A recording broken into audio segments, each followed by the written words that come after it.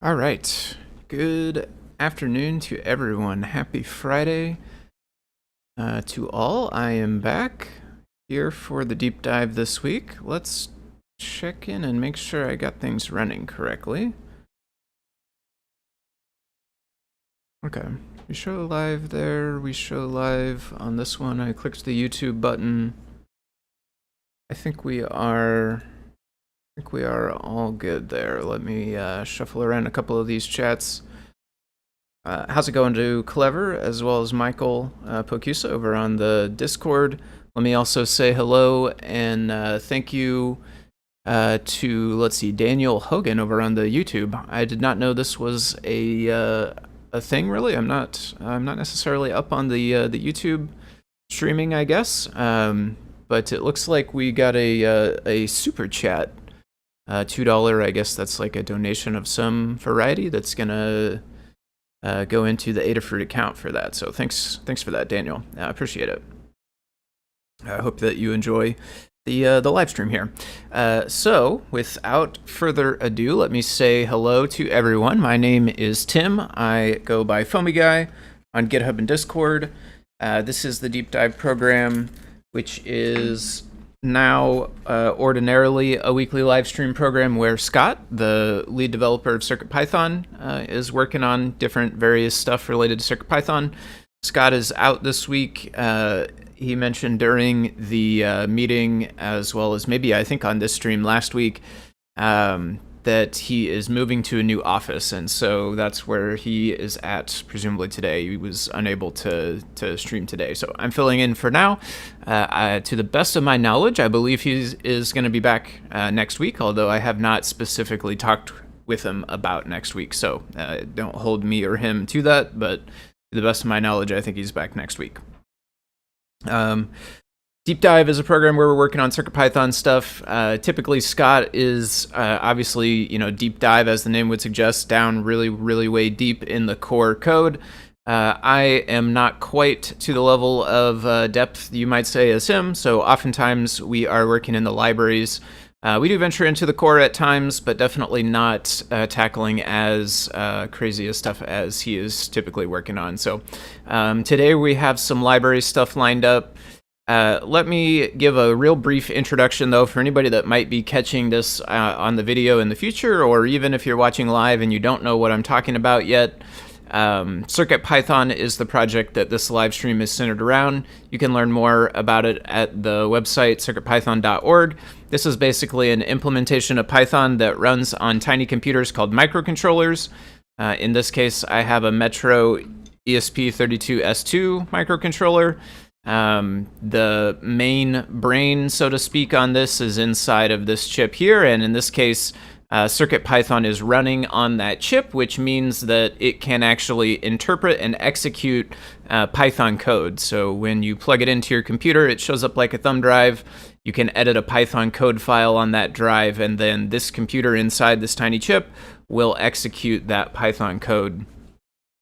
Can interact with other peripherals.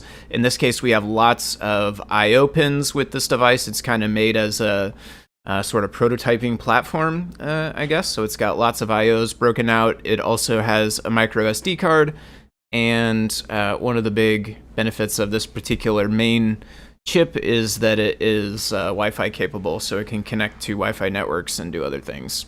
There are all sorts of different shapes and sizes of these microcontroller devices, so this is the one that I will be messing with today, but there are lots and lots of other different ones here. At present time, there are 425 devices that have support for CircuitPython, and you can find those over on circuitpython.org/downloads, which is actually where we're going to start, because I'm going to want to download the latest version for this, I suspect, because this is fresh out of the package. I did take it out of the package, obviously, as you can see it right here, but I have not powered it up or done anything else with it. Let me also say, before we get going too much further, thank you to Adafruit. This is their website, adafruit.com. Adafruit is a hardware and software manufacturer based out of New York in the United States. They are the company that is the primary financial backer for the CircuitPython project. So Scott, the lead developer of the project, who normally streams at this time, is paid by Adafruit to be the lead developer of the project. I, as well as several other folks, are paid part-time, and there are a couple of other folks who are on the full-time team as well, all paid by Adafruit to work on the project. So obviously huge thanks to them for making it possible. And if you want to help support the project, one of the ways you can do that is head over to Adafruit and purchase hardware from them. They design and sell the microcontrollers, like the device that I'm using here. They also have all sorts of add-ons, so to speak, little breakouts with sensors, speakers, sound makers, lights, LEDs, buzzers, buttons, every kind of little electronic widget that you can imagine. They probably make a little breakout which will allow you to connect that thing to some microcontrollers, and then if you want to use CircuitPython, you can write some Python code to interact with whatever that widget is. So thanks to everybody who purchases hardware from them. That helps the CircuitPython project keep moving.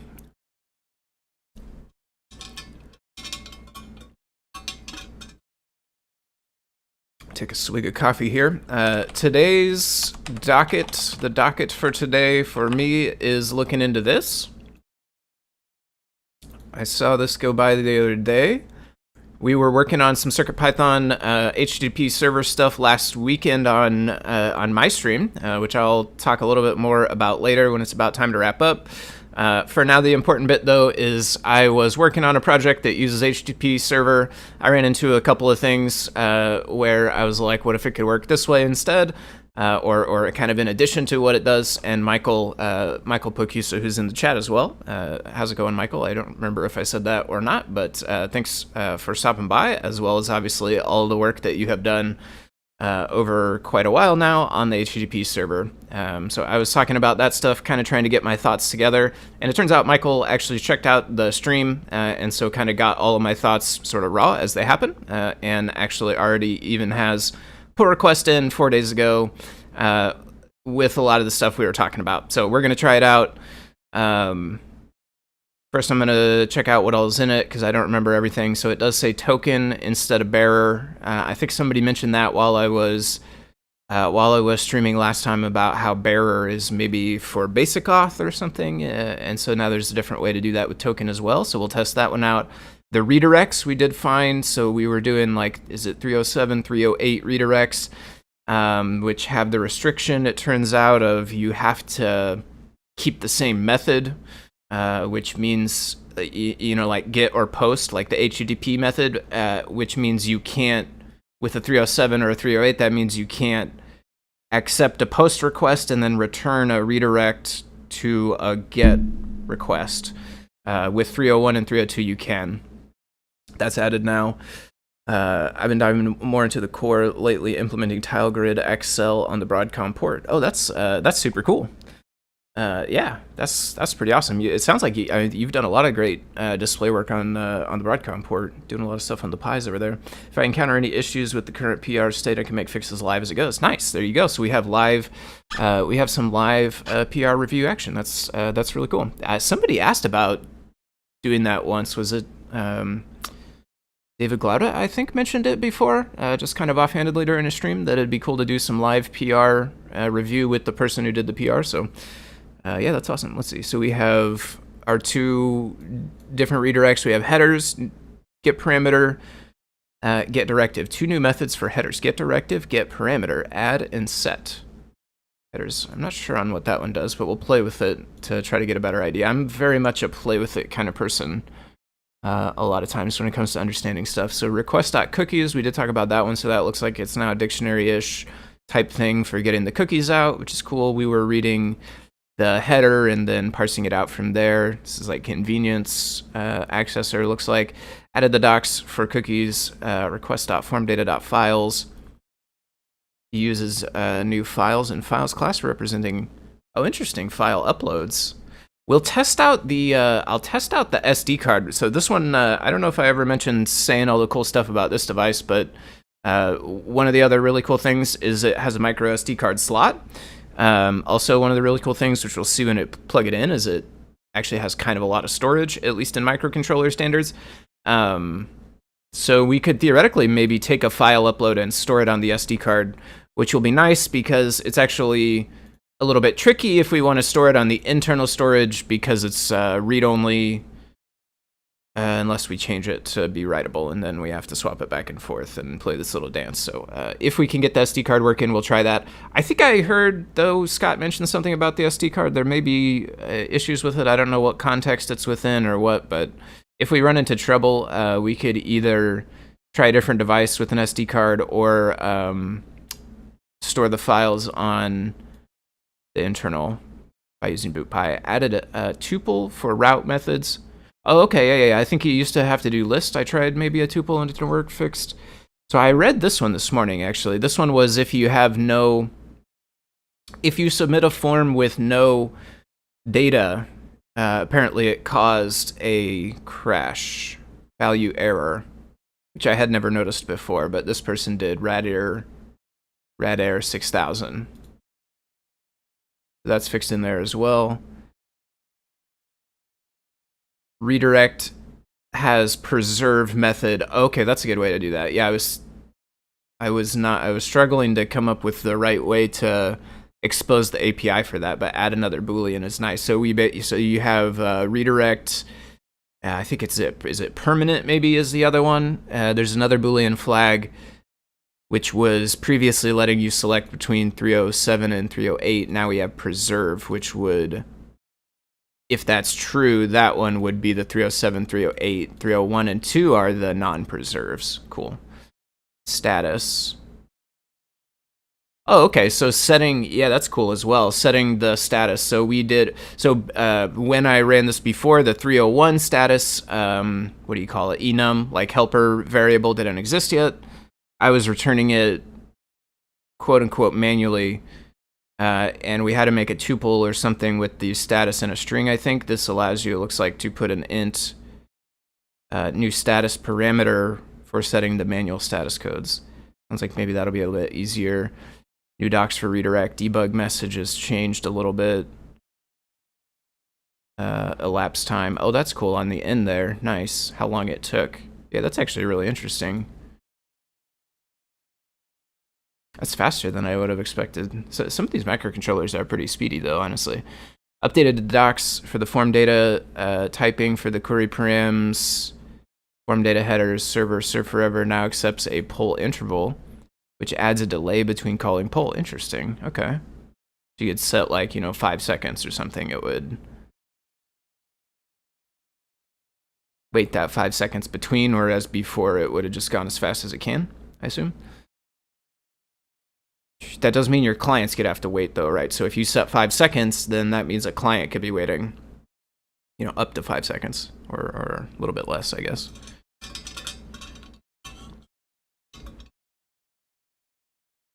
No content type in the post. And then refactoring on the field storage. Okay. I'm going to pull this locally as well, so I have this, which will have our device in it. I'm going to open HTTPServer. SD card can be RW independent of CircuitPy. Yeah. Oh, unless perhaps... Oh, yeah, like on the Raspberry Pi. Yes. But do you know whether it's possible to write to the SD? Oh, yeah. Anecdata is correct there as far as I know. I do think, though, is there a 76? Oh, no, that's only in my preview. Yeah, okay. For a second, I just caught OBS out of the corner of my eye, and I was like, is there a random number on top of my face? No post on Sundays. If the SD card works, for some reason, I thought I recalled Scott mentioning during, like, In the Weeds or something, maybe during the meeting, something about potential problems with this device and the SD card. If you're talking about the little switch on the full size, it's optional. Read only as a suggestion. Oh, yeah. Boy, I haven't... I have the adapters, I guess, but I haven't used an actual full-size SD card in so long. I do remember they had the little switch. Pretty cool. Okay, so... first thing we will need to do for sure, and I say first thing, which I've already done a bunch of things, but one of the next thing we need to do, let's put it at that, is get CircuitPython loaded. Right now I have my device plugged in, but there's not a CircuitPy drive or anything showing up. They don't really have any action going on or anything. I don't know, maybe the NeoPixel would be kind of drowned out. No, it doesn't look like we have any kind of action. So I think we're probably on some kind of Arduino, maybe a pin checker program or some kind of demo, or maybe even just printing into the terminal. What we want is CircuitPython. I'm just going to grab, I think, absolute newest. We could get 824. You know, I don't know. Usually I go for the brand newest one, so I would assume UF2. I don't know for a fact if we have UF2, probably, but let's see. And then do we have a boot on this one? There is boot. Where's reset? Reset is, there's a switch for, oh, this is turned off. That's probably why I didn't get anything, although get anything more. Also, it's actually probably turned off right here as well. Okay, yeah, it is doing something now. It's powered on. Did I actually get a drive though?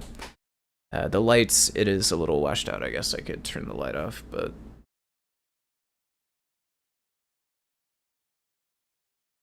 too much to see. Storage remount read-only parameter. Yeah.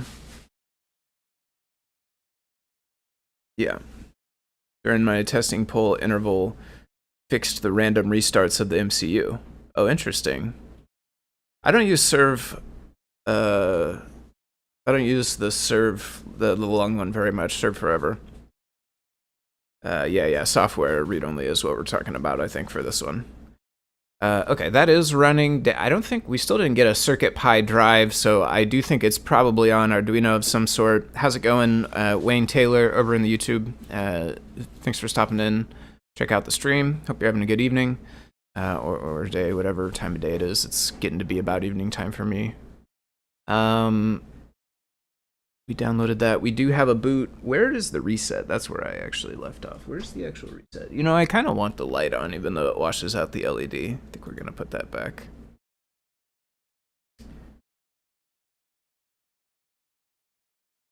Okay, where is reset? So maybe there is no reset. Maybe there's only the switch. Oh, no, there is a reset up here. Okay, so is this a double tap reset, or is this a hold boot? Of them are, there we go. Okay, double tap reset.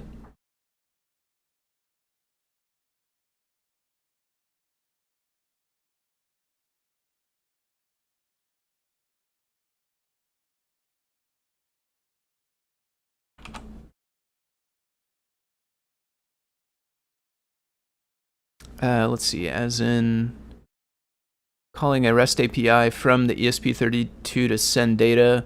I assume that you're saying, like, you're asking about the title of the video, essentially. If my understanding is correct, other way around, basically. We're running the server on the ESP32, and it's an S3 in this case, not just not the plain ESP32, but the S3 one. We're running the server on that microcontroller, and then we'll be sending the request to it from other stuff. It could be that we sent requests from a different ESP32. In my case, I will not be probably doing that. I'll be sending the request from my PC, but obviously the requests, they could originate from anywhere, including a different microcontroller. If that does not answer the question that you intended to ask, let me know, and I'll try to answer better or differently. Okay, we should be back. Now we have CircuitPy with kind of default stuff in it.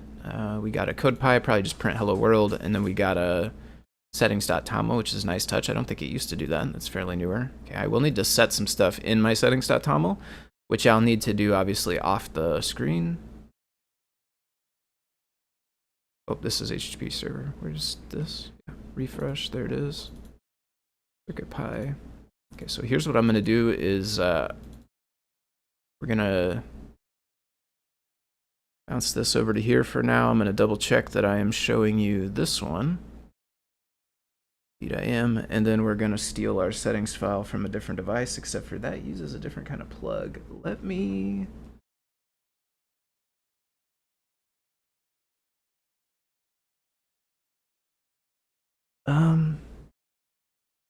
yeah, 1 second.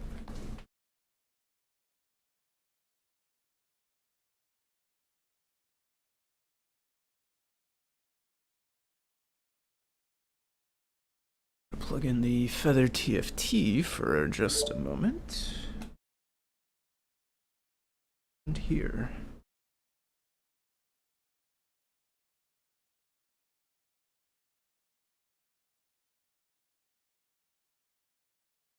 Okay, sorry, yeah, there's not going to be much to look at right this moment because I need to copy this over and I can't show you, obviously.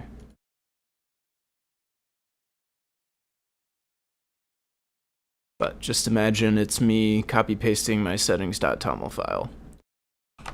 And your imagination will be pretty much 100% right.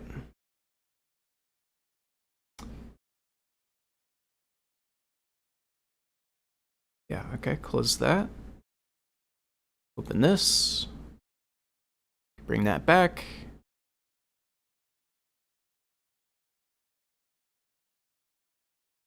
I had the idea earlier, since the USD on the RPi is so large, you could afford to split it in half, one partition. Yeah, partitions, well, I mean, on the Raspberry Pi, it's probably a different equation than on the microcontrollers. I would love partitions on the microcontrollers. I would love to have a little, like if I could dedicate maybe like a quarter or a half of the space of the built-in storage to be read-write, I think that'd be super cool. But I think it can't work. I think it's not possible because the way the storage is not stored by block and not by files or something. I don't know. I think I heard Scott explaining it one day, and it's definitely over my head, but it made it seem like it wasn't possible, essentially. But the built-in SD card is nice because, like, SD cards are free, effectively, right? You can buy an SD card for like $3 or $4 that's 16 gigabytes or 30 gigabytes, and it's like more storage than the microcontroller will ever even dream of using. Didn't mean to hijack the stream. No worries at all. One of the things about this stream, both for when I am here and when Scott is here, I don't know if you are, I assume maybe a newer viewer who hasn't caught it before, but Scott is the one typically streaming at this time these days. One of the things about that stream, both his and mine, is we're both totally cool with tangents, right? If you have questions, we're both pretty happy to dive into the answers a bit. So yeah, no worries at all on that.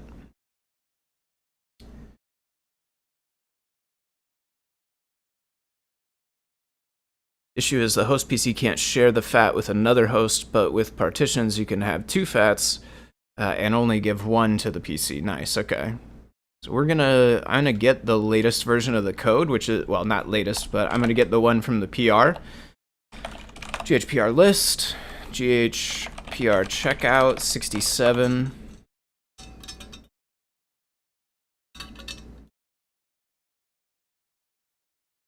I'm going to copy the library, just the Python version of the library. We're going to drop that in lib. Do we need anything else? Does it need requests or anything? I guess probably not. We'll see, though. Let's see. Let's get TO connected as well so we can see. Oh yeah, I chose pirate. That's nice. Okay. Let's get examples. Let's start with like just absolute most basic. Oh, I don't need manual. We could do auto. I think auto versus manual is like the Wi-Fi, and we should be automatically connected to Wi-Fi, I think.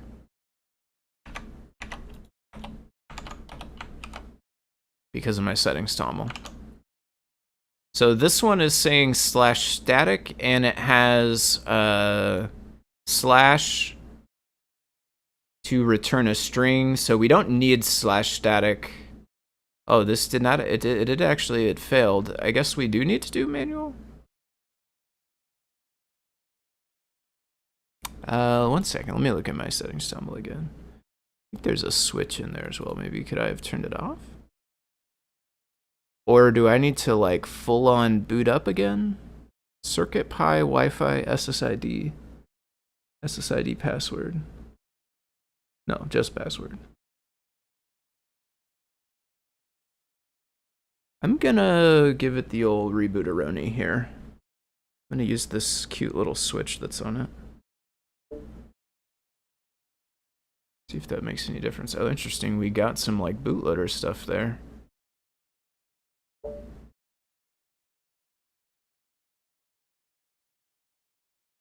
Nice. Okay, yeah, we just need to restart. Now we're good, it looks like.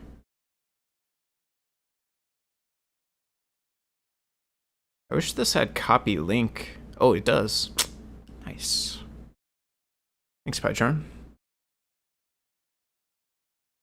Reset. Ah, nice. Okay, thank you. Auto is faster when reloading. Auto. ESP boards coming with 816 would be a nice partition. Yeah. Yeah. Especially 8 megabytes, which is, I think, is that what this has? 8 megabytes? That's what I was thinking in my head.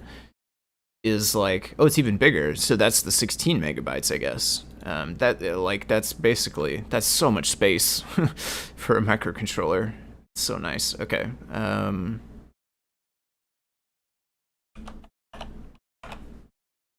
Nice. Okay, there's our response from the server, and then we got all of our stuff. So that's part of the new bits right there. We, interestingly enough, it took it longer to return the 404 on the favicon than the text, but my guess is that 404 was probably technically a bit larger, because this text is very small. Let's make a static.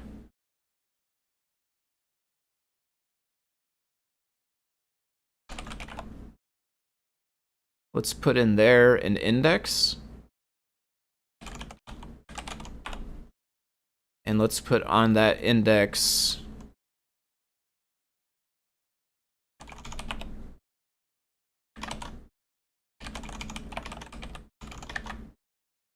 the most creative thing we can think of, which is an H1 that says hello world.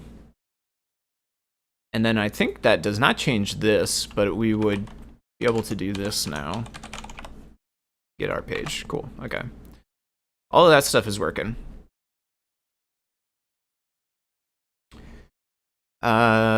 I will test first. Do we want to go in order? I'll start in order. I may jump around a bit afterwards. We'll see. But I'll try the token first. So token authentication class works the same way as bearer, but it uses the token redirect. So what I'm going to do is get the example for authentication one, which is here. Ah, okay, this has token in it now. Nice. That makes it easy. Okay, cool. So then check if authenticated require or 401 require or handle. So basically, this one uses this logic here to check if the user is authenticated and then returns them a response based on what it found. This one uses that function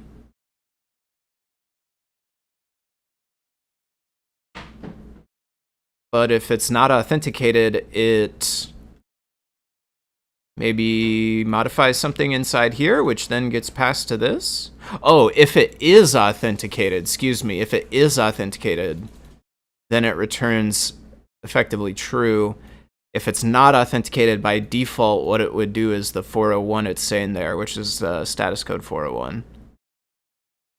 And then, or handle manually, so now we have try catch. Do the thing. If it's true, return the good version. Except if we weren't authenticated, then this one is manually, doing whatever it's doing. In this case, returning a response. Also 401, but it could do anything it wanted, obviously. Okay, save this. Do I have... So auto reload should be on. No module unauthorized. Let's see. Maybe did that one get missed inside of a init? Does init have a big list of stuff? It does. I think that's one. Oh, actually, unauthorized is right there though. Does it need status on it?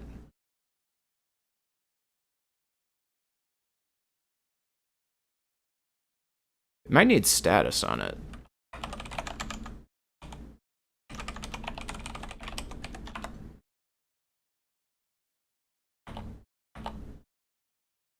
Oh.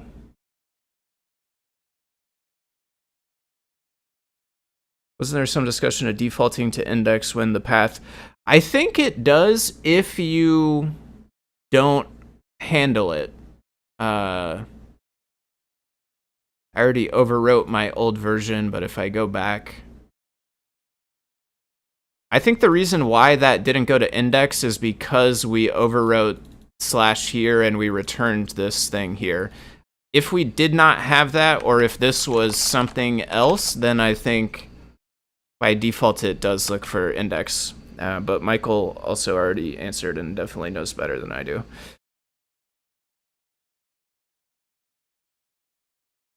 Yeah. Can do via web workflow. Oh, is there a directory listing in the HTTP server? No. Yeah. You got it answered already as well. Mainly for keeping the code base smaller. Yeah, it is amongst the larger libraries. That is definitely true.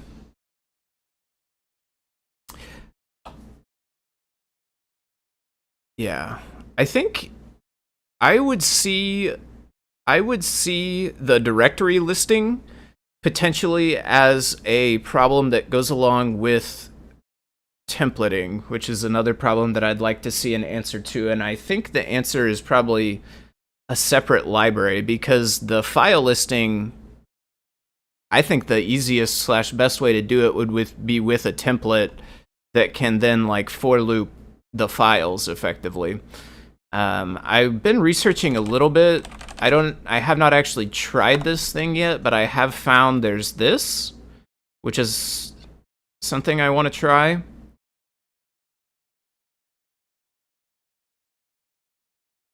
It's kind of a potentially a better version of the real quick hack job I did on the project I was doing last week.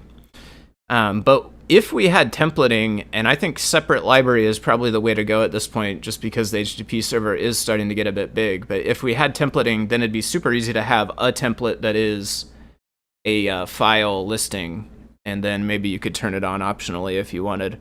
You had authorized spelled incorrectly. I don't know which page I was on. Yeah, sorry, I don't know which page I was on. Auth. Oh, in this thing, maybe? Cannot undo very much. Oh, there we go. Oh, yeah. AU. There you go. Yeah, thank you. Who is Aaron? Thank you. Appreciate that.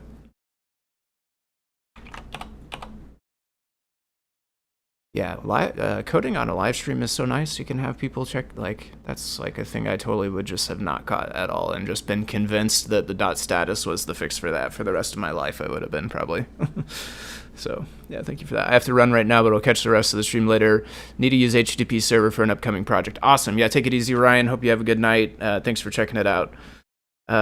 Mainly for, yeah, even now, I can't imagine someone wanting templating, but now HTTP server, even Django uses Ginger or something for the templating. Django, I think, has their own at this point, but it's kind of based on that, if I understand correctly.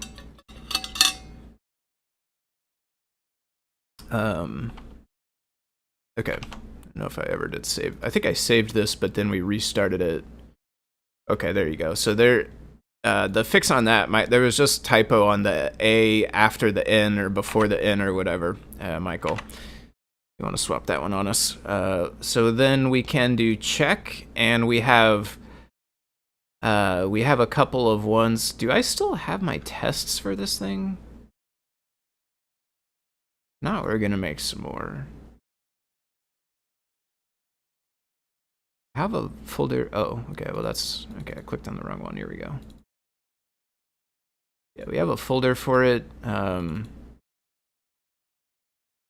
of it is truthfully exactly what I want to use, but I'll just make a new one in here.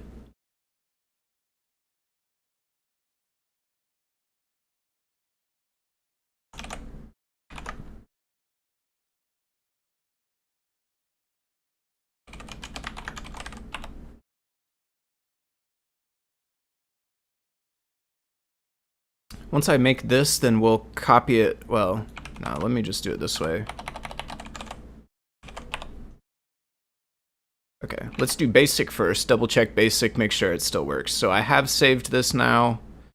That is running, so we go back to here. Oh, but it's not here. We want, does this one do static? Okay, yeah, this one does not have static, which is why we did not get index, I think. Hail nerds, yep, how's it going? Kid Fitty, thanks for tuning in.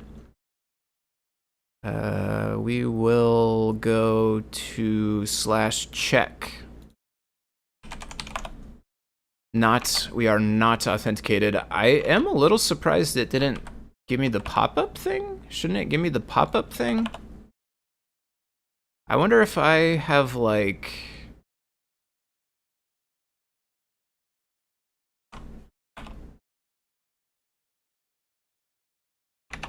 Is that different from before?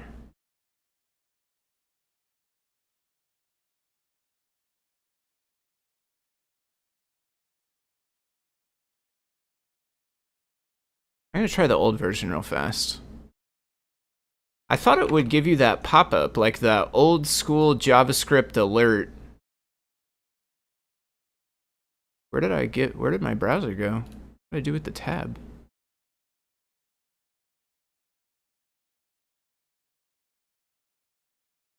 No idea what I did with the tab. That's cool.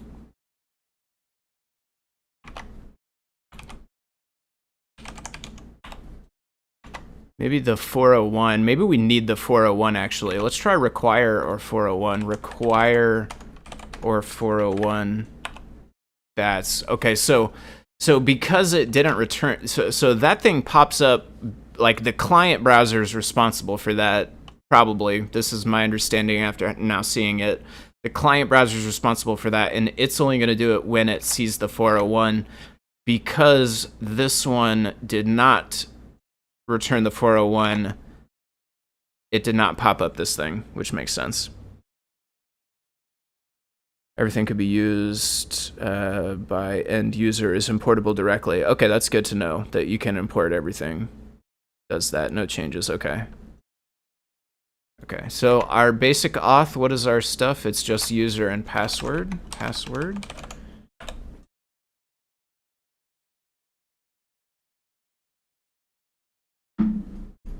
Ask me if I want to save. I'm gonna say no, or click out of it, I guess. So now it should save the cookie though. So I think now if we go back to check, it does. Yeah, still authenticated. So that's cool. Yeah, and then for the other two here, we will need to. Oh, there's one other spot to change this down here as well. That was typoed in both spots, unauthorized. Let me save that. So for these two, I'm gonna make scripts for them. They can be either get. No. Actually, they have to be get because they don't specify method. So I'm gonna do bearer first because that's the older one. Import requests. Response equals request dot get URL is the server /check. Yeah, print response dot, let's do text. So that should be not authenticated. Test. Doesn't like the fact that there's test in the name, and by doesn't like, what I mean is it tries to run it differently than just running it as a Python file.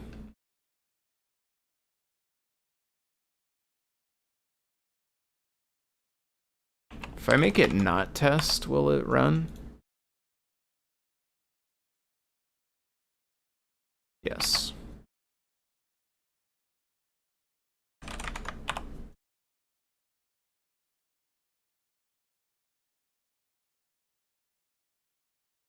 Okay, so we get not authenticated, and then we can add the cookie with cookies. So we want authentication, and then this one we're doing is bearer. So bearer space, and then our key. Let's use a fake key right now, though. This should give us a, well, this should just give us not authenticated.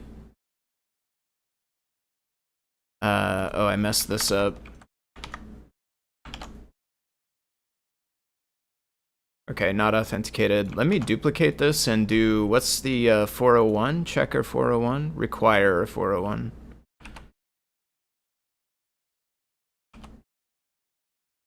Let me do that. So this one should return the 401. Doesn't really show us much. Let me do response. Response 401. Let's do print f-string status response.status code content.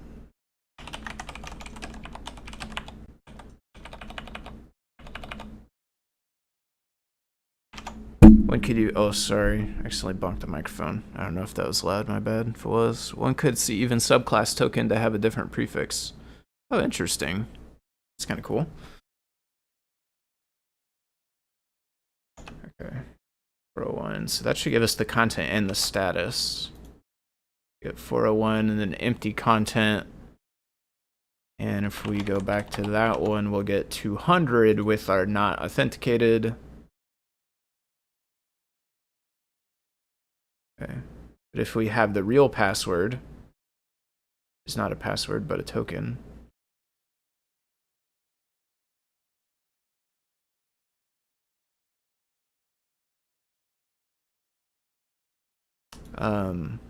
We can test this. Let me put I'm doing bearer actually. Let me put token. So we'll test to make sure, because token shouldn't work for bearer, if I understand. So we put this and then we expect not authenticated still. Yeah.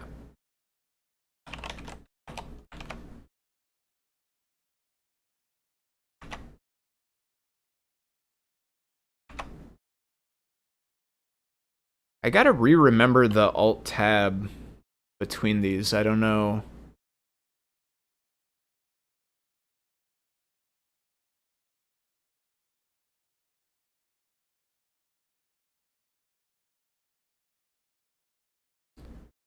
Yeah, I don't know what it is. Maybe control tab?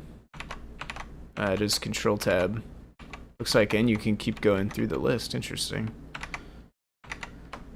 Okay, I gotta try to remember. Control tab, control tab. That'd be super useful if I could commit it to memory and use it. I don't know that I actually can, though. Oh, I didn't, I accidentally didn't change the password on this one. Let me do that first. Not expecting anything different, but just in case.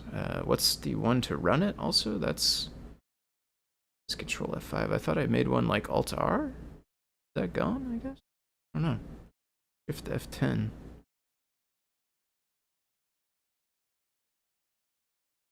Alt R. Okay, 401. Control tab.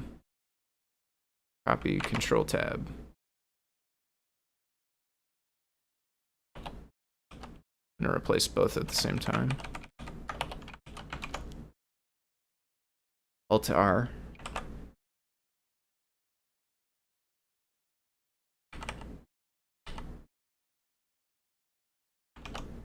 Save. Alt R. Still got a 401.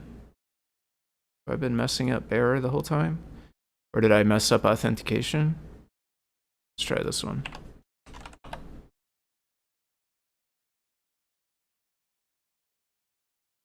Not authenticated. Got this idea for off-grid networking powered by solar and wind. Internet repeaters on local network outside. So when you're cutting wood in the forest, you can listen to MP3s from your shack. Perhaps develop new internet with Wi-Fi microcontrollers. Nice. Yeah, I know. There are a few projects out there working with mesh networks and stuff like that. Is it supposed to be authorization, not authentication? I might have messed that part up.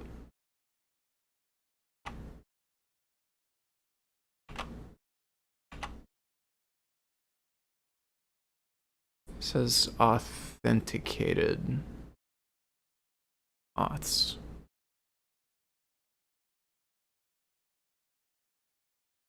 Let me look at what I've done before, like in NeoPixel test ones, this one. It is authorization. None of those would have ever worked. Okay. Let me copy paste since the best with spelling either. Okay, so yeah, all those tests where I had the wrong password, we also had the wrong name of the cookie, so it would have never worked anyway. Still got not authenticated actually though.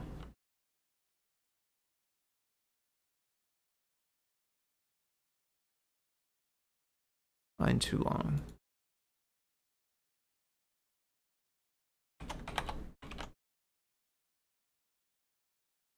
Am I sure that cookies works like this? No, I'm not. Let's check that. Requests, authorization requests, Python cookies. Mesh network stuff's basically a network thing without the internet. I use cookies. I don't really want to do this session. Guess we could if we needed to, but cookies equals cookies. I did cookies equals dictionary authorization. I believe it only sends as a header. I'm not sure what you mean. I mean, it should be a header, I guess, right? Because it's where the cookies go, but I'm not sure I understand what you mean. Use cookies.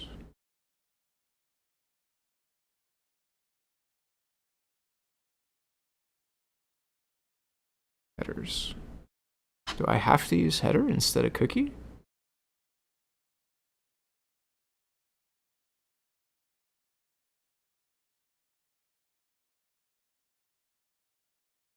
Manually set cookie in headers.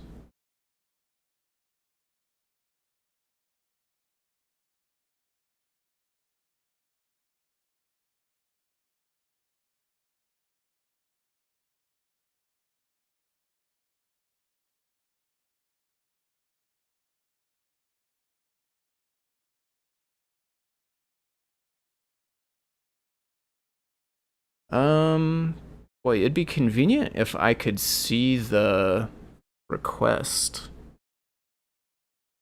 Can you see the full request?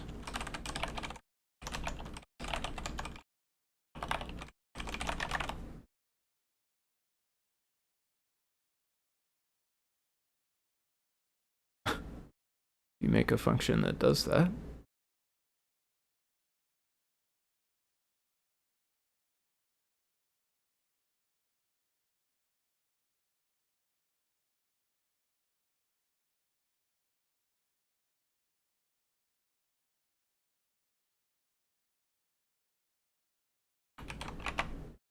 But that's the response.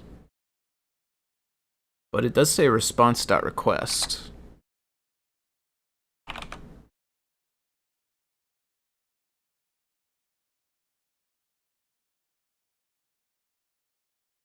Okay, so URL was that, body was empty, makes sense, it was a GET request. Headers was this.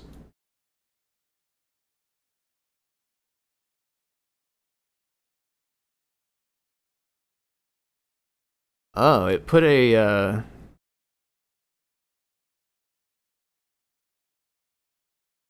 is that supposed to be an equals?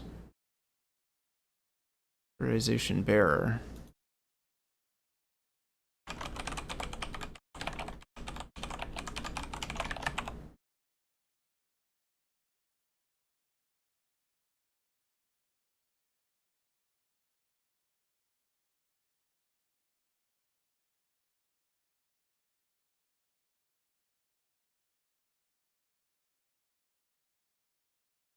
I don't know if this one changed intentionally or not, but I think it used to not... Wait, well, but this is the way I'm sending it, not the way the server is reacting to it. So yeah, obviously the server is not reacting right because I'm not sending it right. Why is that like that?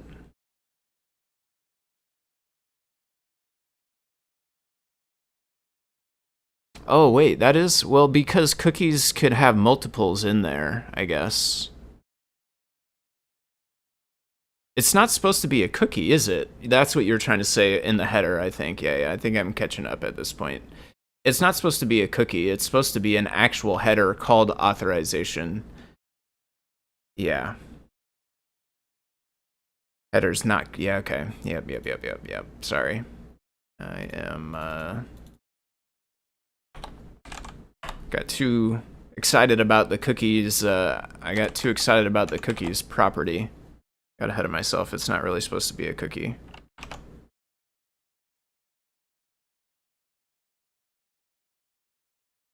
Okay. Yeah.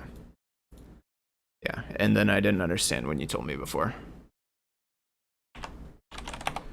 But we made it in... Oh, why is that? Made it in the end. Unexpected argument? Headers?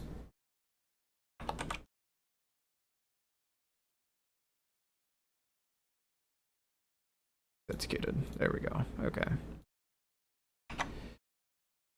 Okay. Been a long day, I guess.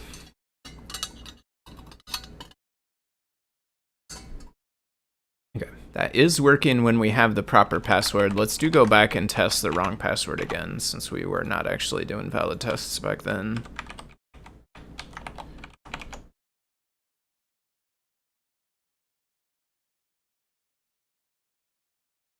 Okay. Not authenticated because I gave it the wrong password.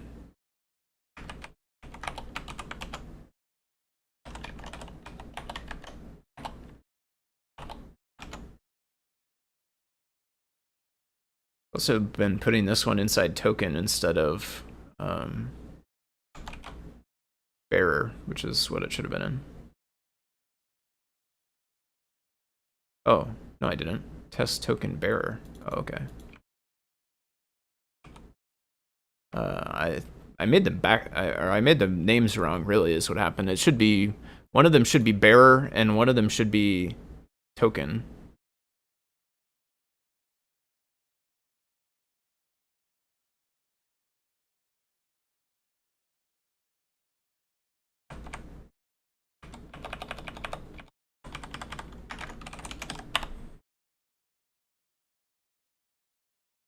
Wait, why was that empty?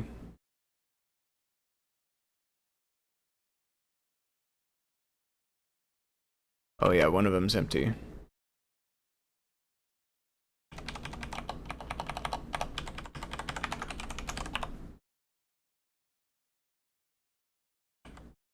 Micronet.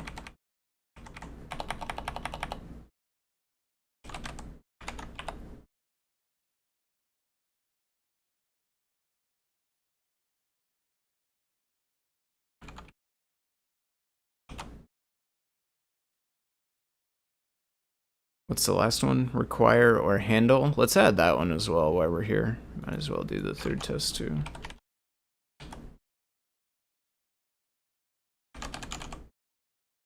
So this one is with, we could turn these off, I think, for now. This one is with the wrong password. Handled manually.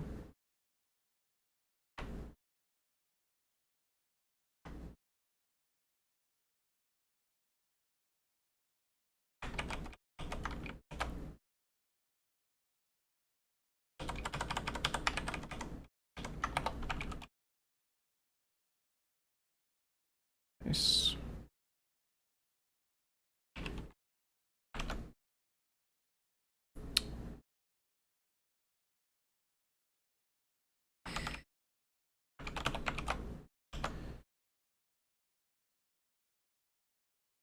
And then this, if I understand right, it's the exact same thing, just with this saying token instead of bearer.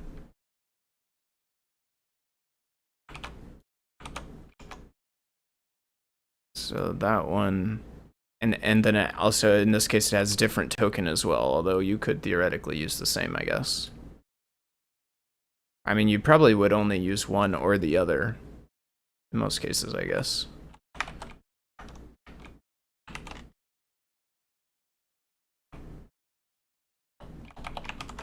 Whoops. Wait, what was that?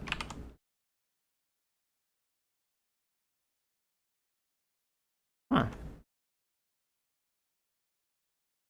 It's like extra clipboard stuff. That's interesting.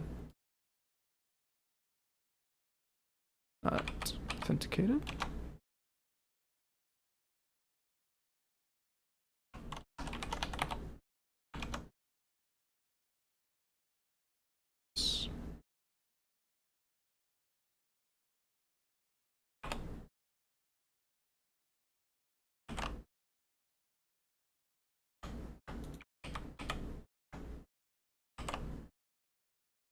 Okay, last one.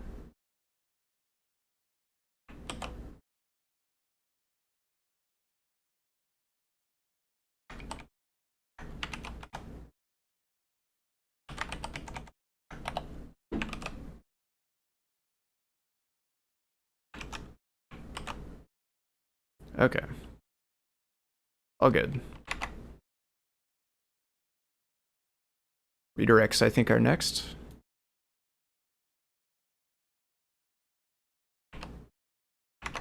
Which was their redirect example.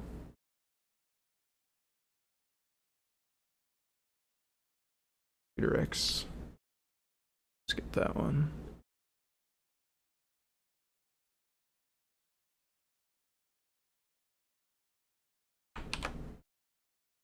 Let me just get the code, I guess.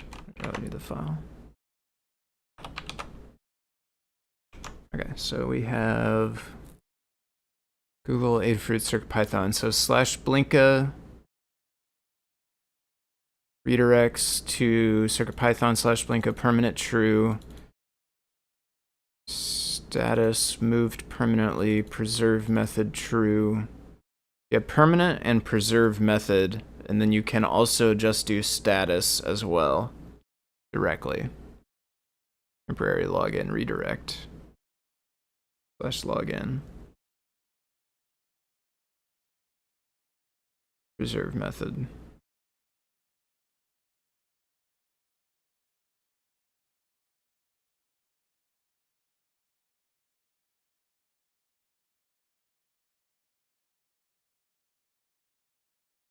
Interesting. I might make an example that has a an actual fake login, actual fake user account to log into, to show accepting the post with data, validating it, and then returning. Basically like an example of how to do authentication separate from the library.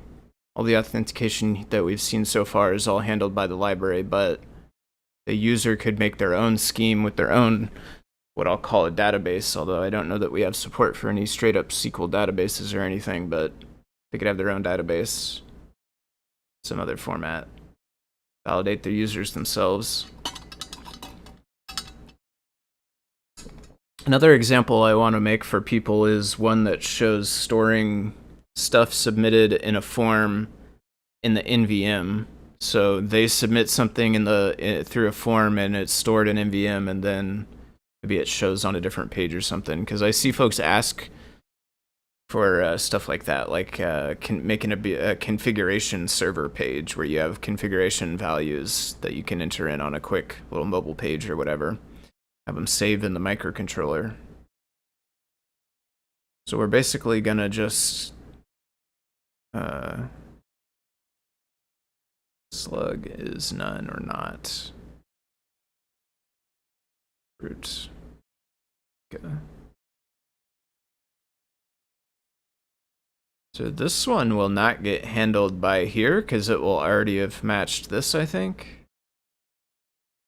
But then for the others, /Google and /CircuitPython,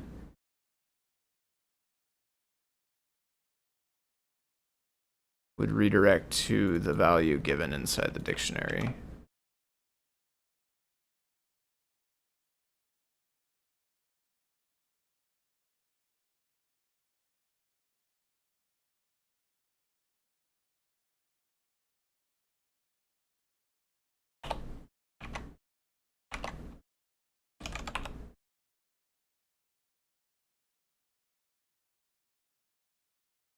So we sent our GET request to Blinka/Blinka.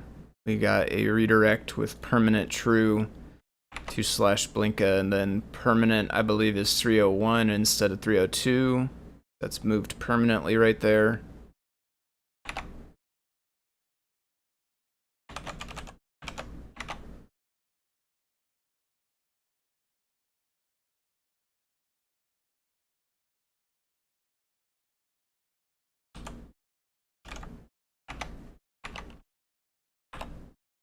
Do again. We still got 301, but I don't... Did I save? Well, I did save. Maybe that's not true. Was permanent 301 versus 302?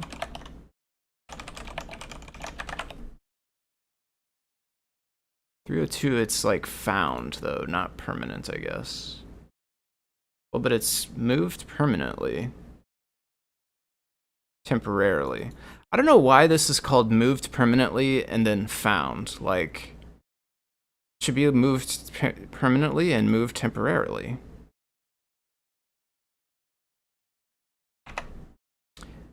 Should that, if permanent is false, should that make it be 302?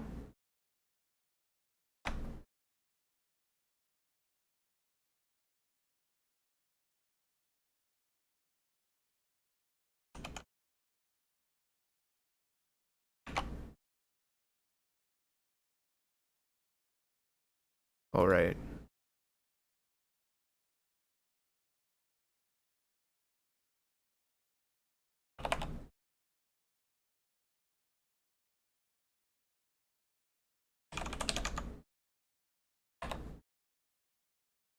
.301. I think that should be 302, maybe. If I'm understanding these correctly, at least.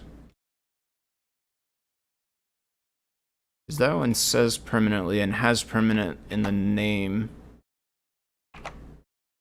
This one doesn't have non-permanent in the name or temporary in the name. Like it should, in my opinion, but it does still specify temporary. That's one thing I think I would probably change, is make that if you do false, then you get 302. True, you get 301.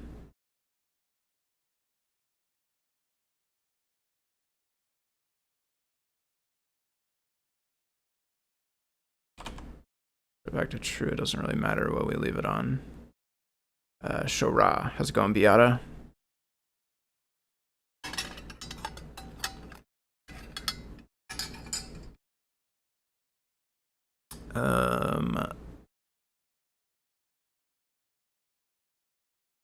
Slash Adafruit is a 301 we expect.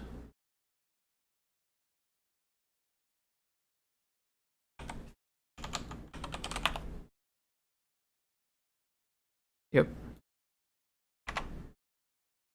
Slash login needs to be a post. Let me do that one last. Slash slug, so we can do Google or CircuitPython.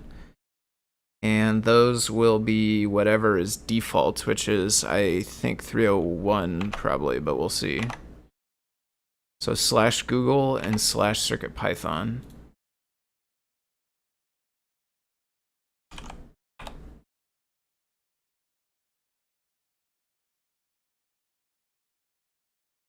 .302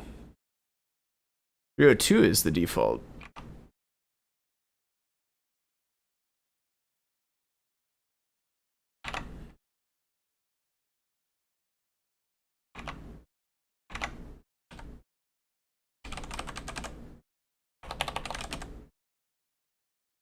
Going better. Just came home with ice cream. Nice.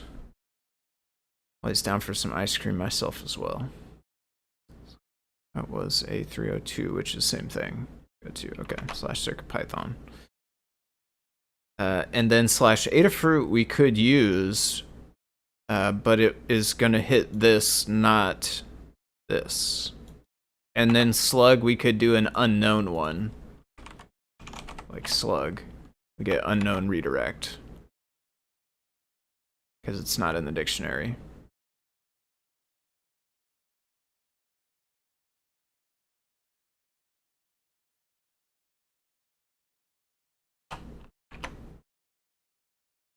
So the login, not test, login, post, redirect.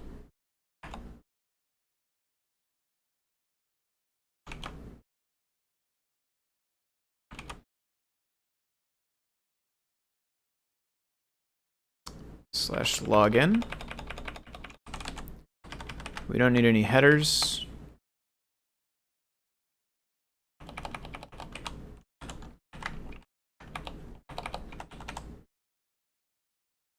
We're gonna send the post. I will turn all this back on, I guess. Well, we don't need the headers. Yeah, actually, we don't need any of this. This is all URL stuff.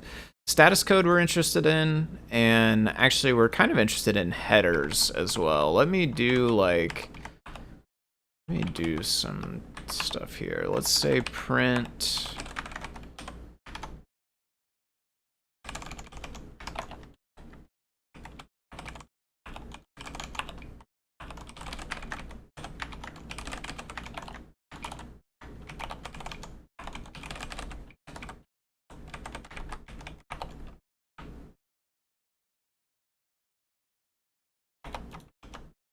Get some response data here. So right now it's going to send a GET request. It should get a 405 or something. 404. Oh, okay. Well, it got a 404 because it hit the slug one. So it hit this one because we sent a GET request, so we did not match this. We sent it to this URL, but because it was a GET request, it didn't match. But GET, login, I mean, is a valid slug that could go here. So that's the one it hit, which is the response we got back. If we send it a post, that's when we should be getting back our redirect.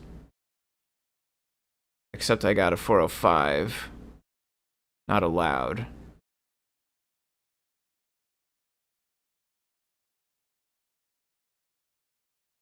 Why did we get that? Slash login post. Doesn't it need to be in a either a tuple or a list? Or can it be by itself? Methods. String set.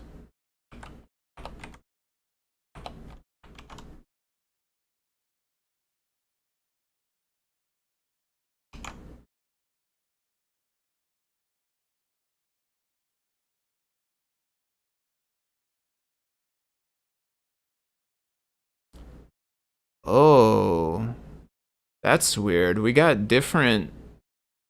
Wait, okay, I think maybe I understand what happened here, actually. So I think that requests probably followed the redirect automatically.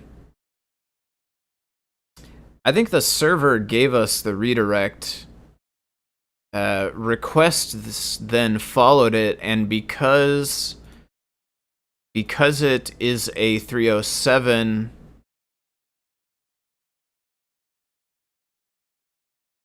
and preserve method is on, it means that it's then gonna send a post request to here, which will not, that will be a 405 because it's not probably not set up to handle it.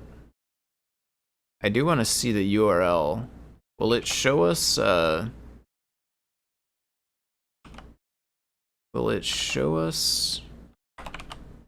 the redirect one, or will it show us only the original one?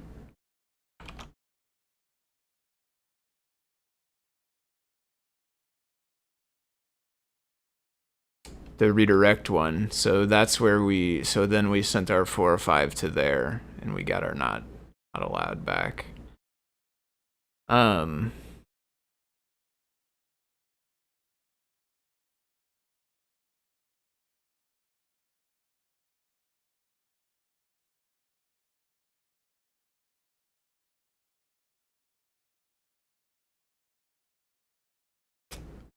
I would love to, I think, not send traffic to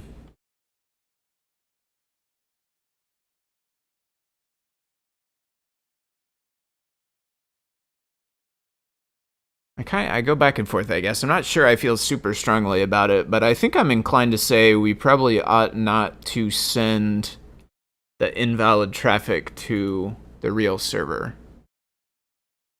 Doesn't matter that much at the end of the day because it's just going to keep returning this 405 to us, but it might be nice if we had some other place that would, like, maybe we could redirect, maybe we could have another one of these. Maybe it could redirect to slash.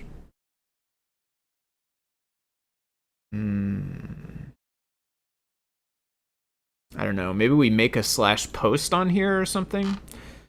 Like maybe it has another route. Because you can you redirect to yourself?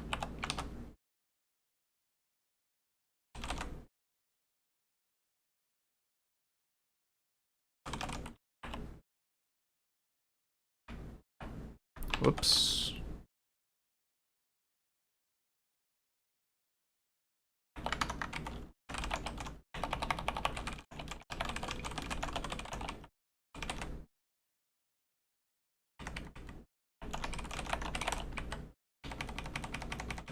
From a post to slash post. Push the updated version of the example. How's it going, Mark Ambler? Please check again. The Blinka one, it should be 302. I assume probably you mean check again after I update. Be sure if I just check out again, does that? Yeah. Copy that. Go to lib.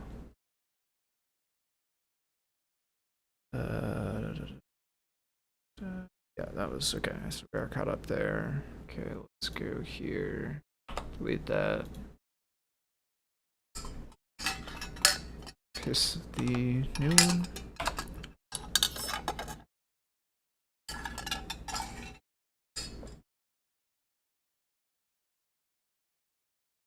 Okay.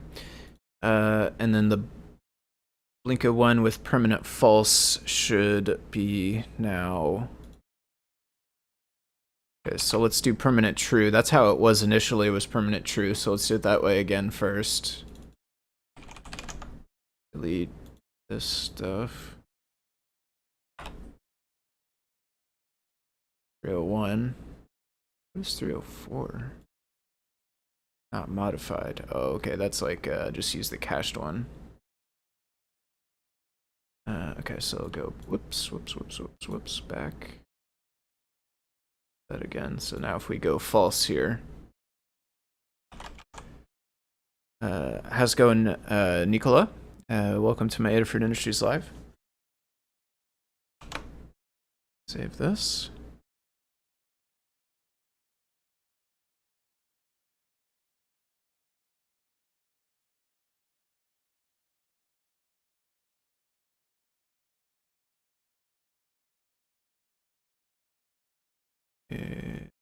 Blinka.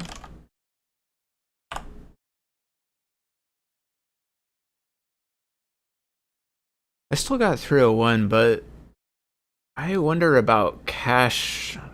I wonder about caching stuff, right? Like that says transferred cached. Really what I need is like a control refresh, but can't do that because it's a redirect. Guess we kill this and get a new one of these, maybe.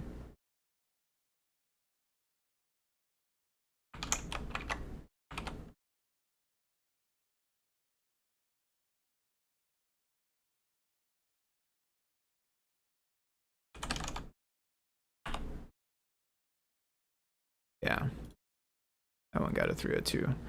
So I think it gave me a 301 back in here because it's already cached.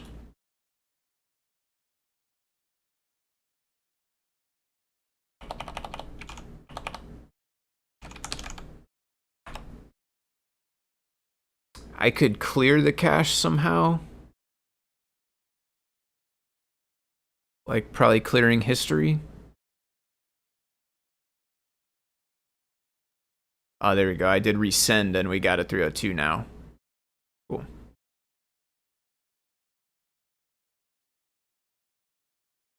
Change the login example handler. Curl VVV. They were trying to do this and that, so we're back and forth with stuff to hopefully get somewhere with something.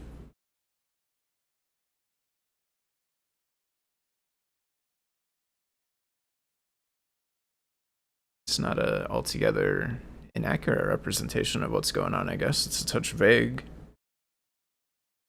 How's it going, David Glada? Do you remember, I see you're typing there, do you remember if you were the one that asked at one point about a live PR review? That's what we got going, because we got Michael here in the chat, and we're checking over into their PR and HTTPServer. So if you did not catch this one from the beginning, if my memory is right and it was you that asked about that, this might be one to go back and check in on via VOD if you get the chance. Let me grab the updated example, because that part I did not copy over. Let's log in to fake login. Nice. Just give that.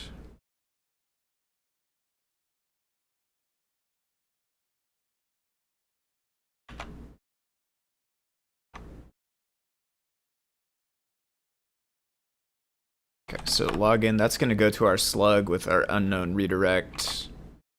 But if we send our post request,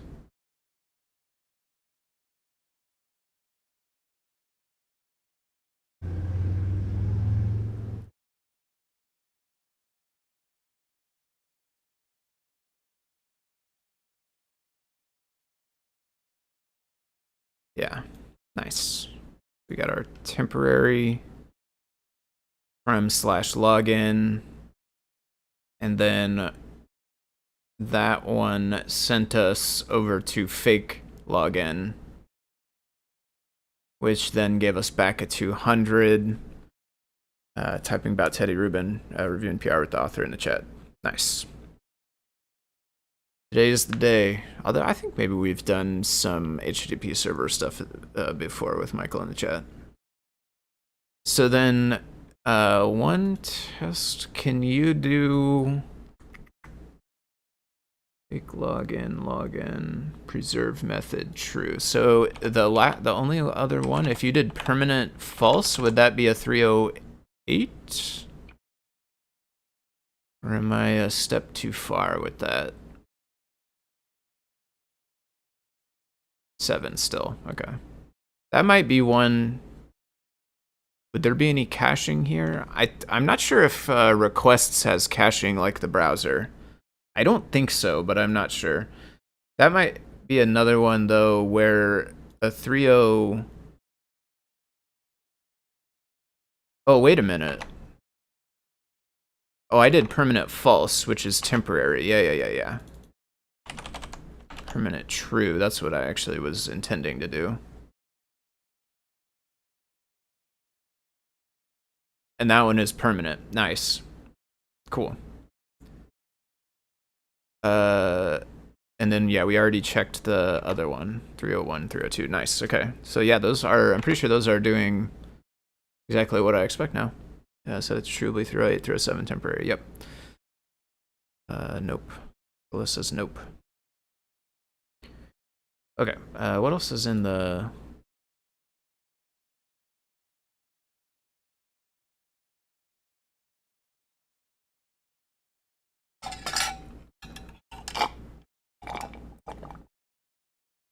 request.cookies. And I think there's an example for cookies, so let me use the example. So we checked token auth is good, redirection is all good. Headers. Got new methods, get directive and get parameter. Not sure what those are. Is there a new example for headers? Authentication server and then cookies.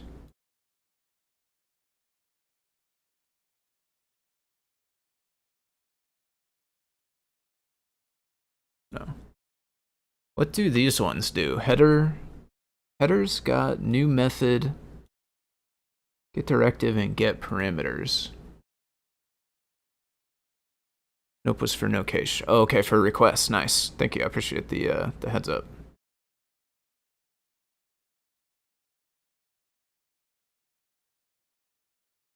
add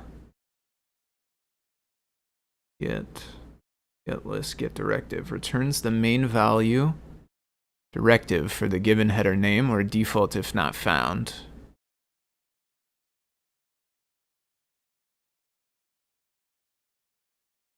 Get parameter.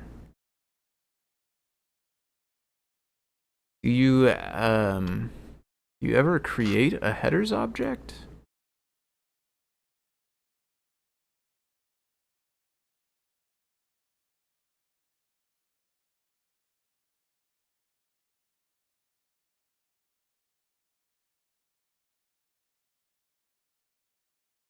One uses.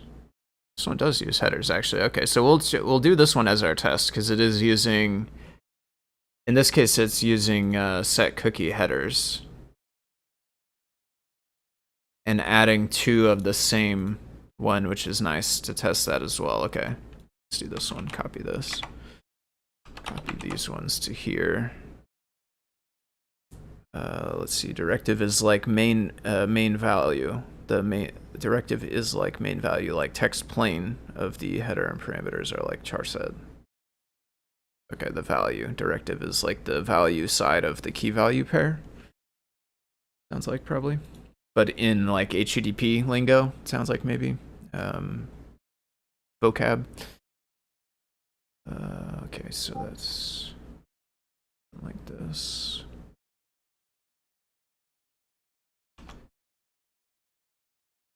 Reload. So this one has what?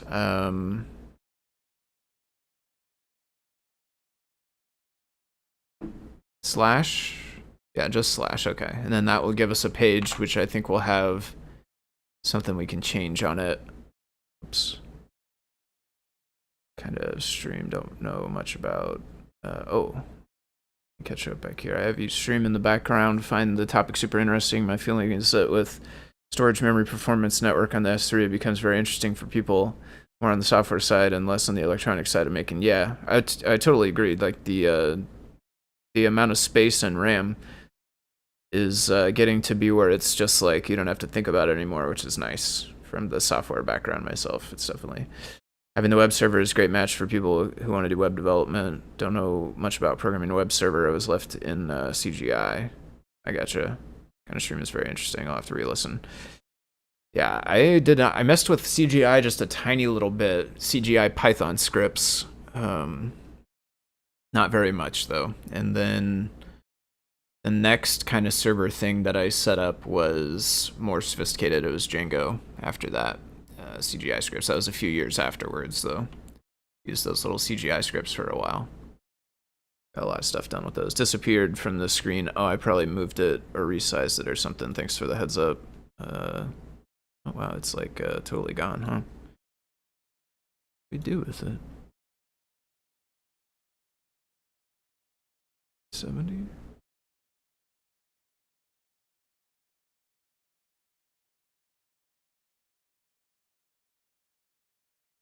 Huh. I wonder if there's like a key command?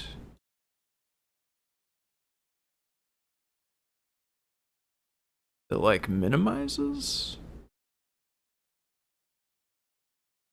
Oh, it says not connected.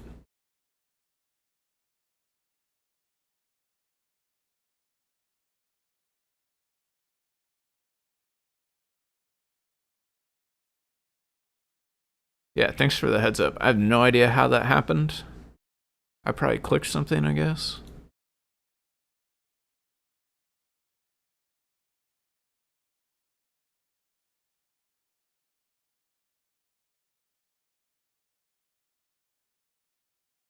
Okay. Pro languages, I had to start with a P in my yeah, Pro, PHP, Python, and Pascal. There's something related to WebSockets. Yep. Relatively recently, WebSockets was added here, which is super cool. Also, the other one, which I didn't know about, what was the other one? The long-standing. No, I don't remember the name of it now, but there was server sent, maybe server sent request or server sent response or something. That one's pretty cool as well. It's a different technology for sort of long-running communication back and forth. Server sent events, that's what it is, events.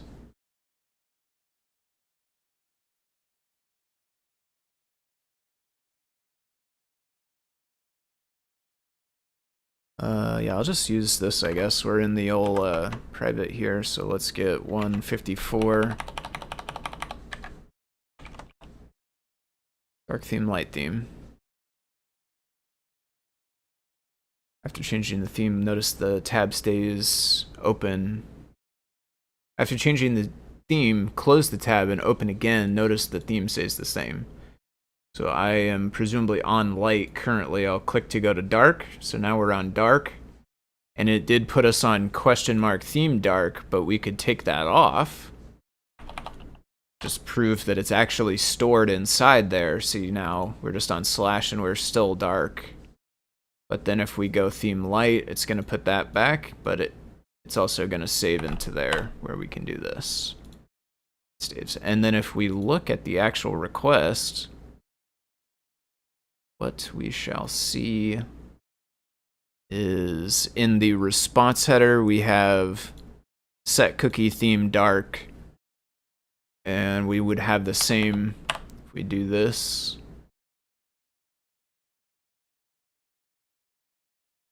In this case, it's in the request because we're sending it back to the server.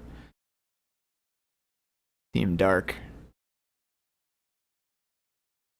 That gets saved in there. Cool.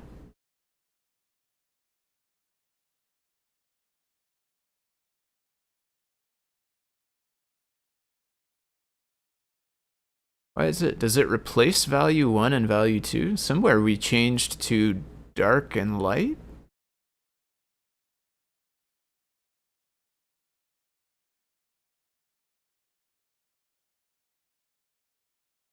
Oh, these are just extras.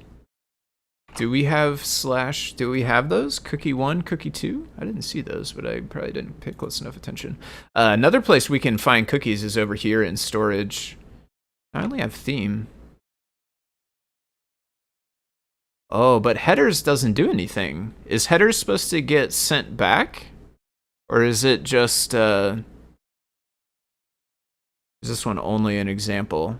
Or would cookies override it? That's an interesting question. I don't know if cookies would override it. It might. Refresh. Nice, we're still on the dark theme. Storage, it does change. Let me do this. There we go. So now we have theme is dark and we have cookie 1, cookie 2, value 1, value 2. You can see those over in network as well. Set cookie. Set cookie. And then in our case, theme was still one that we sent back because we already had it. Forgot to pass them to response. We'll fix. Nice. Thank you. Connection sleep. Let me see where service connection that sleep. Where you don't send bytes. Firewalls, NAT devices hate that.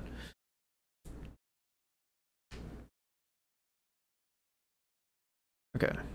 What else do we have here? So headers.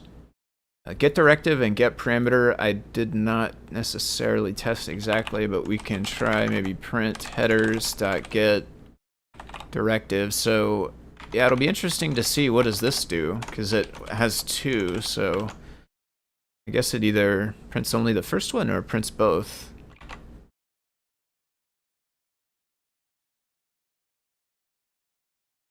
Did I close the other one? Oh, it's in, no, it's in that private browser. That's where the other one is. That's right.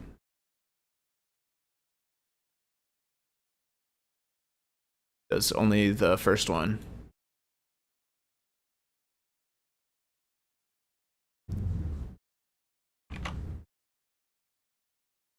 What does the docs say about it? Might even say already in the docs. The main value for the given header default if not found. It might be worth, I mean, it's super minor, honestly, but it might be worth specifying here the first. There's multiple. Directive. And then what was the other one? Was get header? Get parameter. Get parameter. Which we don't get parameter. Is that the same thing? I don't know if that's the same thing or not.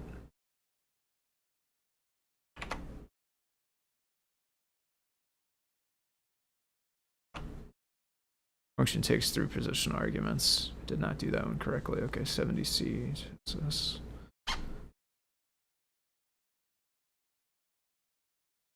$77. Get parameter. Let me look at get parameter. Get parameter. Name parameter. Returns the value of a given parameter for the given header, or the default if not found. Okay.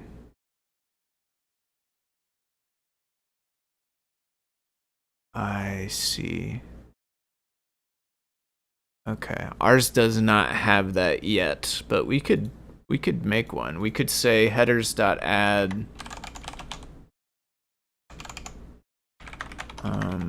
special header, and then that could be like 2 things with a semicolon between them, so that could be like hello world semicolon deep dive.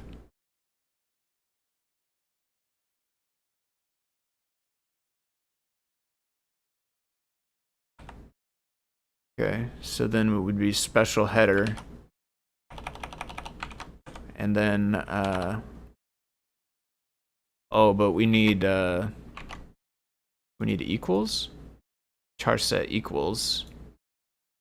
So we could say special header other val equals other val.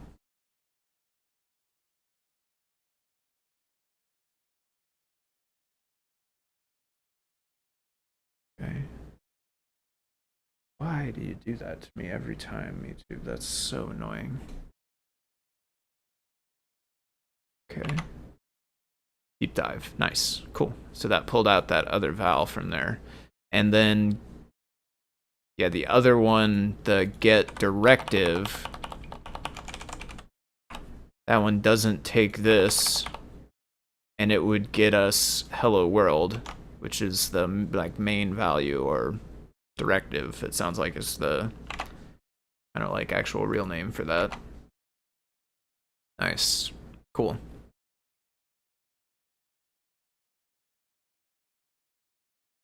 Cookies, which we tested already in the cookies one, and that was looking good. Oh, we should be able to see this also in here, like special header. Yeah, there we go. See that here as well.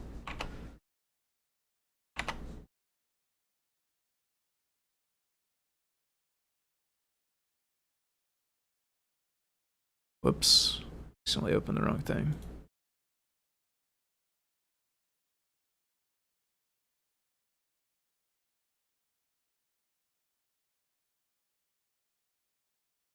Order to text. Let me catch up.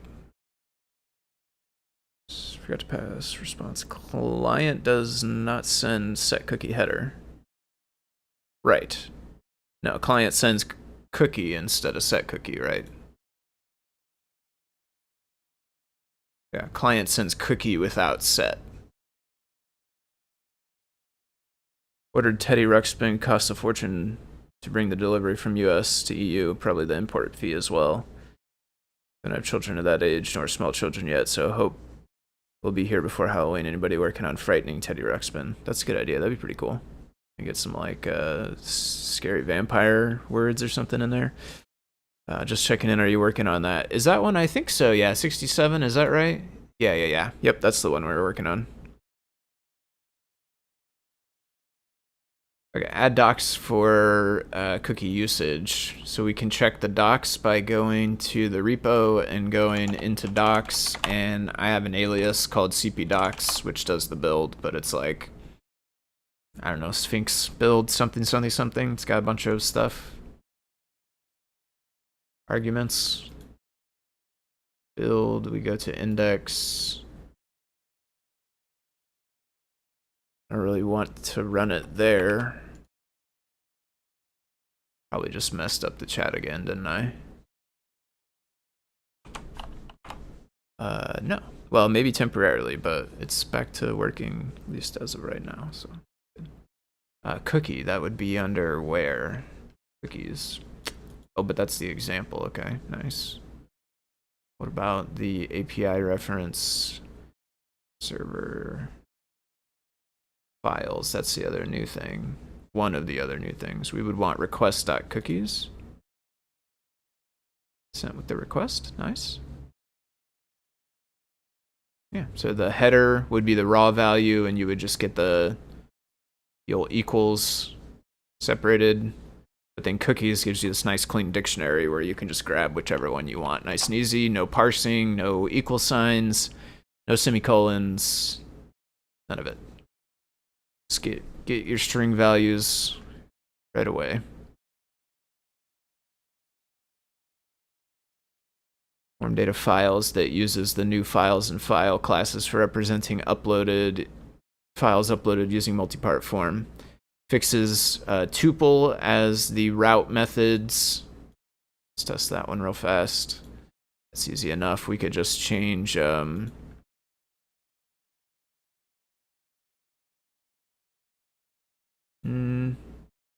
I think, is there a methods?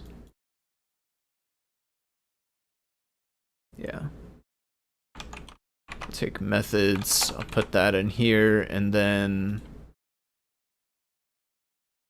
this has /API, which accepts 4 different kinds. This thing does think it's wrong. What is that? Expected type string or set, but we got a list. Let's see if it works.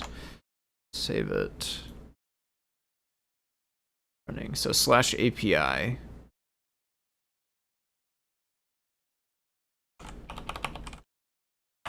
API. You know what's interesting is I think we'll still have our cookies, right? If I go to storage, yeah, we still have the cookies since we're still on the same host.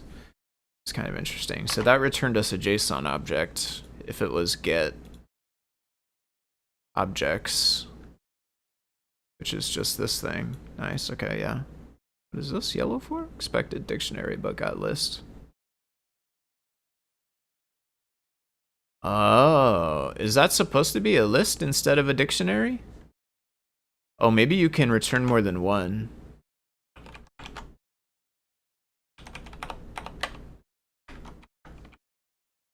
I do think technically it's invalid JSON if it doesn't start with a object.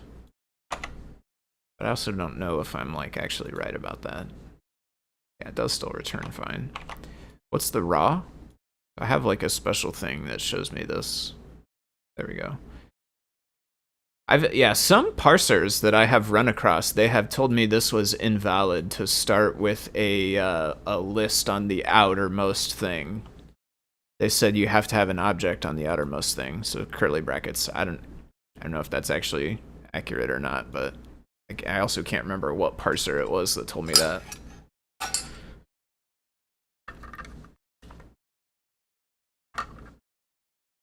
Maybe it might even be inside PyCharm when you have a .json file. I think that might be it. Let me try it real fast. That's easy to test.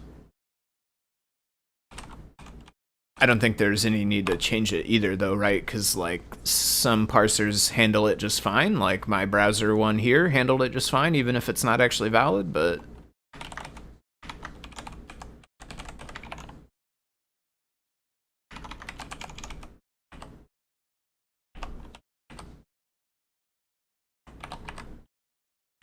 no, it's not this, because that is fine with it.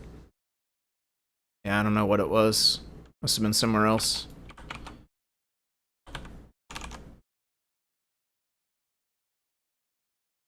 Yeah. It might not even be invalid, honestly. Could just be whatever I was using was kind of janky. Would not put it past Tim, myself in the past, to have been using something janky. So the list is working. We could try real quick a post or a put.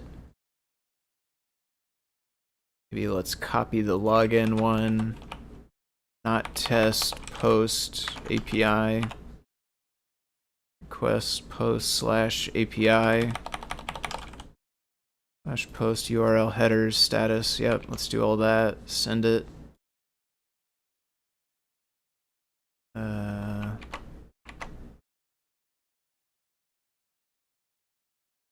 Untype.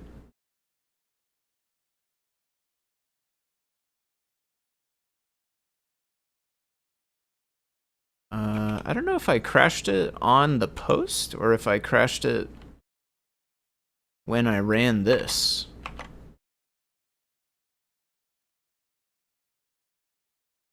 So I got a response here. Okay, so yeah, we crashed it when we posted.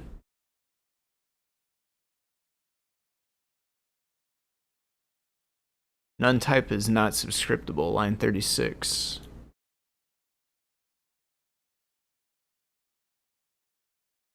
Oh, I broke it by adding the second thing?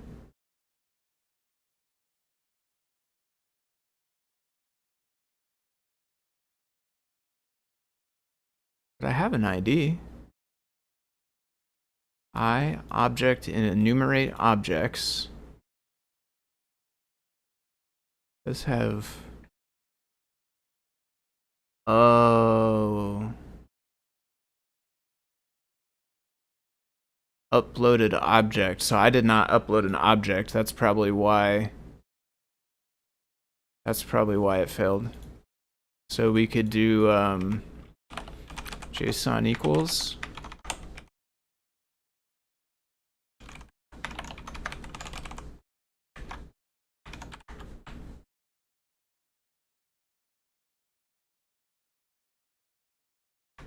but also the server is crashed.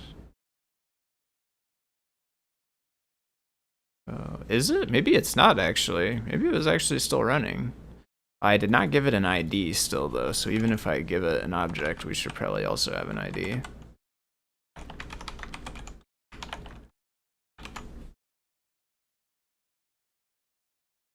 I think the server was not actually crashed, it just printed all that stuff. Okay, there we go. Now we got success. Our response is this. Object added.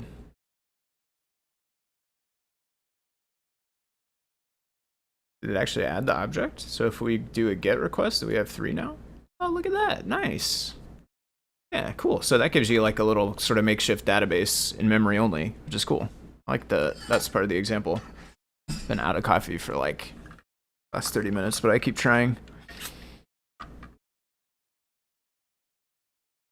I've seen JSON parsers that accept, oh weird, wow, just a value by itself, like just a number or a string. Interesting. I've even abused JSON parsers with a parsent function. You know, probably the craziest JSON parser I ran across was one that allowed single quotes.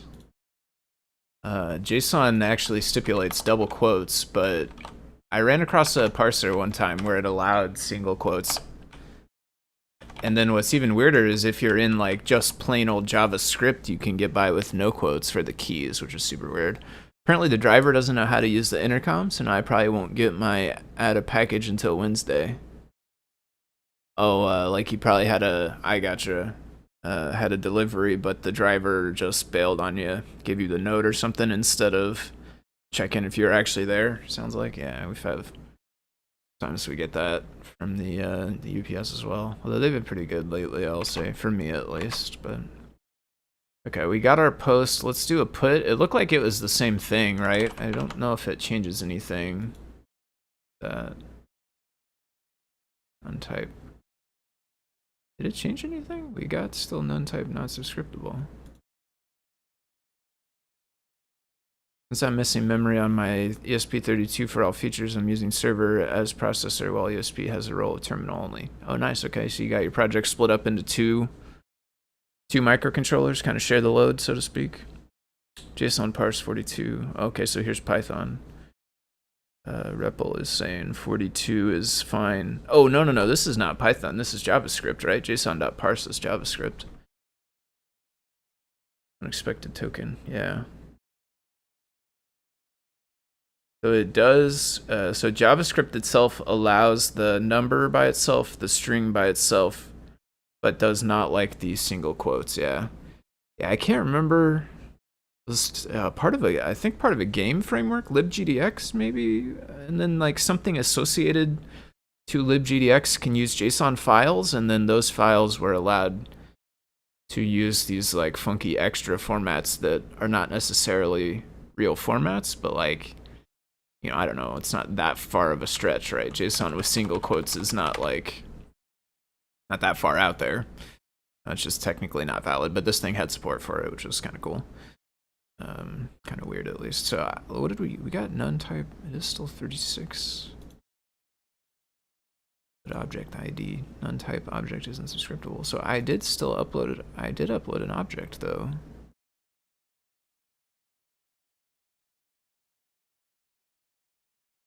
Maybe that doesn't work. Maybe .json. Maybe .json doesn't send the. Maybe .post. I mean .put. I mean. Maybe put doesn't send the JSON. And post does.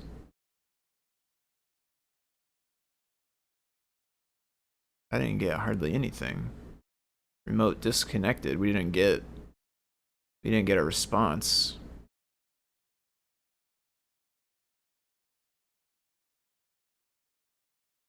I mean, I think that means we're just not getting an object, right?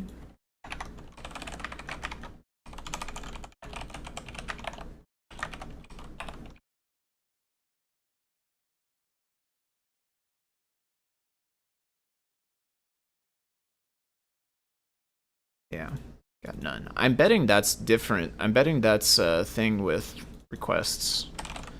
Probably when you post it has JSON, but when you put it doesn't. Yeah, in fact right there, it doesn't even have it in this list here. Python requests put JSON. Gotcha, okay. Put requests with JSON data.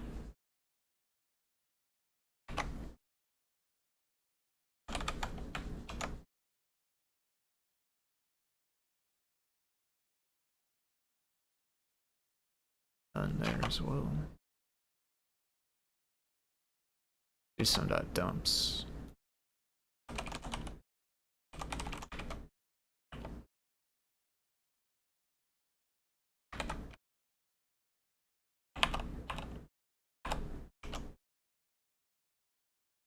Oops.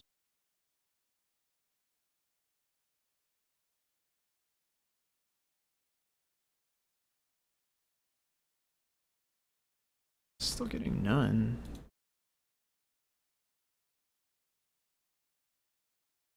Oh, I'm not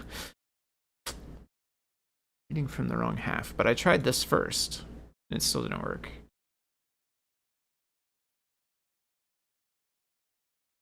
Already in a JSON formatted string, you can pass it to put.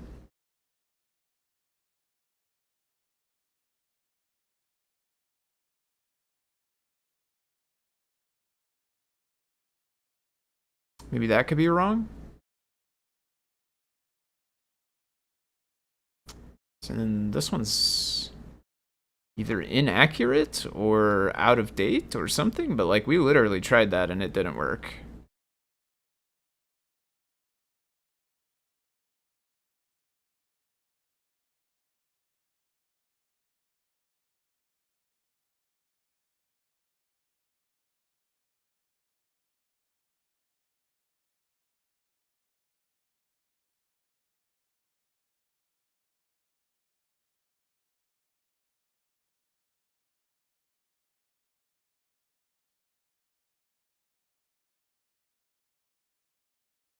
These things are saying like you can use it there.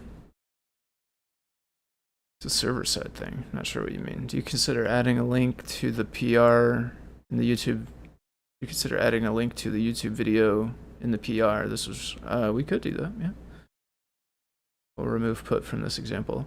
I mean, I don't think it's, I don't know. I like having it, but because it's misleading. Is it? I don't know. I mean, you could use it to like update one of these objects, I guess would be the real use for it. I didn't think, I mean, I don't know. In my mind, it should work. I think probably if we get the right thing, it will work, but I'm currently struggling to know what the right thing is.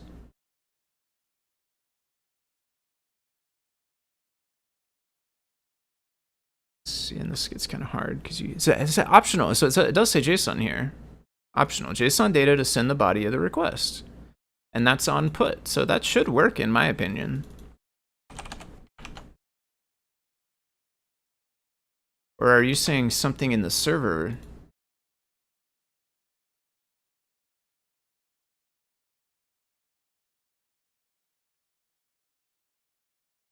Oops, hold on. Now I did dumps though.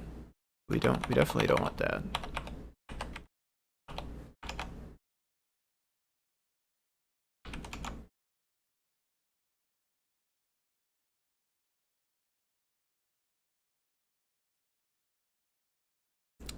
Meant that request.json only works.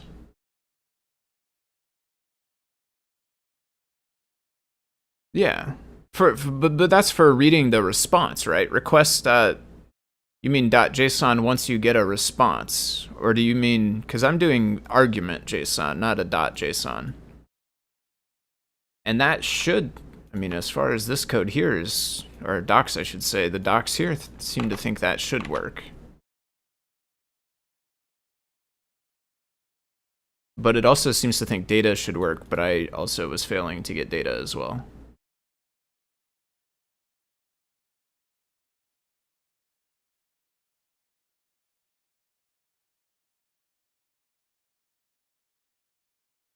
But I'm pretty sure that I have sent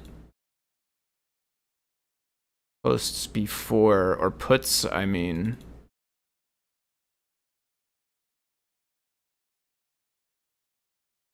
Yeah, I have only done posts, actually. Maybe I've only done posts. I feel like put should work the same way, though, truthfully. I don't think it's necessarily a thing that should be removed, but if there's a way to make it work the same, because that's how, like, I have an API where we use posts and puts, and we send JSON in the body. Pretty sure for both of them, I thought. And the delineation is like we do post for, like, creating a new object, and then we do put for, like, updating an existing object. But in both cases, we send JSON in the body. I wish I could look at my body before I send, but we can't because we get stuck on our send.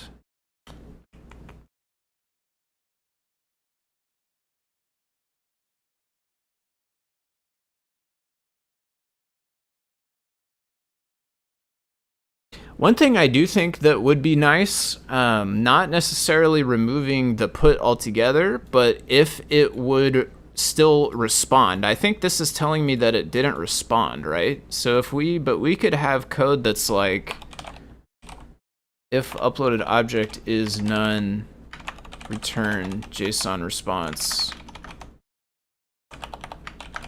request. Wait. Is that a thing? Yeah, JSON response request. And then we could just say message no data was sent.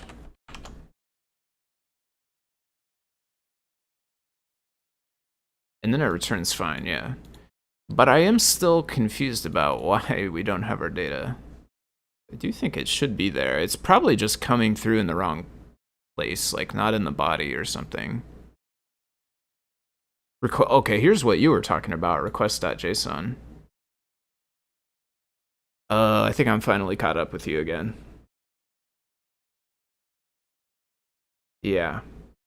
Okay, I'm with you now. This .json here doesn't work. I mean,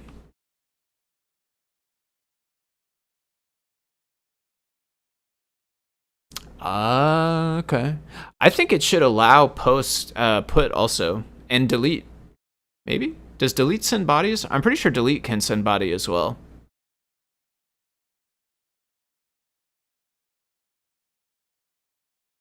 It does look like we could also get it from body, so theoretically we could say temporarily like duplicate this and say body. JSON loads.